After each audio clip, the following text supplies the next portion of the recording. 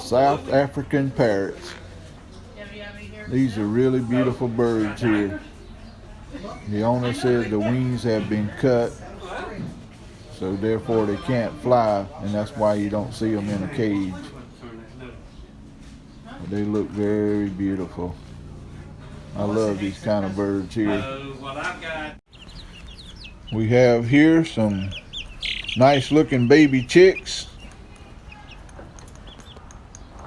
That one there is a little bit hungry. They all look nice though.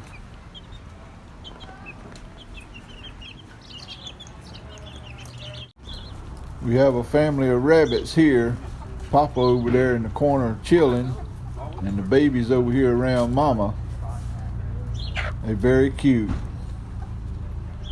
Thank you everyone for watching, and I'll see you in the next video.